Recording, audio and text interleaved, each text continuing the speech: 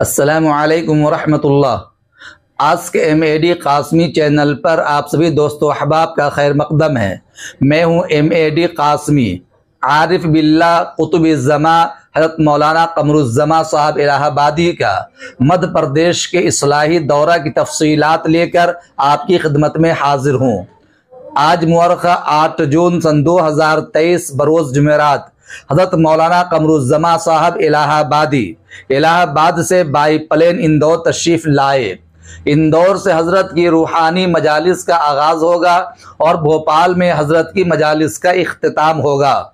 हज़रत की इस्लाही मजालिस से मुताल्लिक़ एक पोस्टर सोशल मीडिया पर बड़ी तेज़ी से गर्दिश कर रहा है। कब और कहाँ होंगी हज़रत की दीनी व रूहानी मजलिसें? मैं बेआईन ही मकामात और वक्त की वजाहत के साथ वही पोस्टर पढ़कर सुनाता हूँ।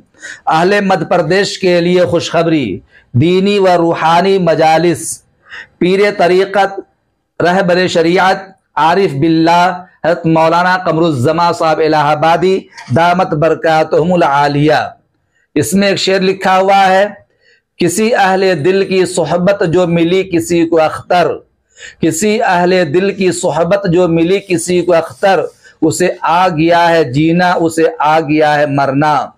यक सात सोहबते बा औलिया बेहतर अस्त सद साला ताअत बेरिया। अब सुनिए किस तारीख में, किस जगह और कहाँ प्रोग्राम होना है।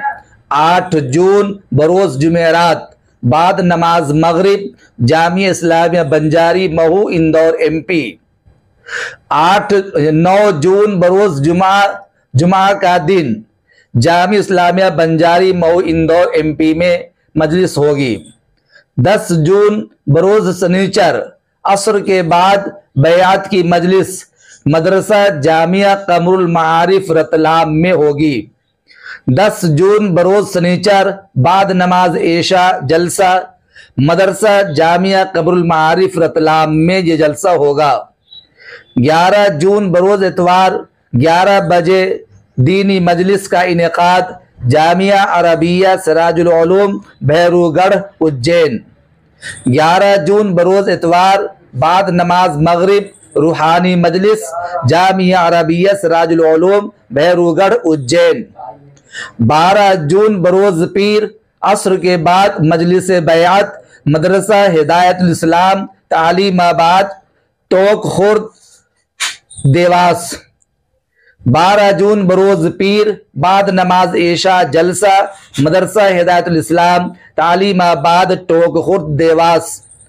14 और 15 जून बरोज़ बुध जुमेरात दीनी मजालिस और साथ ही साथ मजलिस बयात और इजलास आम भोपाल में मुख्तलिफ मकामात पर ये प्रोग्राम मुनक़िद होंगे। ये तमाम तफसीलात आपके सामने आ गई। पोस्टर भी आपको ये लगा दे रहा हूं ताकि पोस्टर पढ़ करके वक्त, जगह और तारीख का मालूम करना और ज्यादा आसान हो जाए। अस्सलामु अलैकुम रहमतुल्लाह। ज्यादा से ज्यादा तादाद में शिरकत फरमा कर रूहानी फैज़ हासिल करने की कोशिश करें।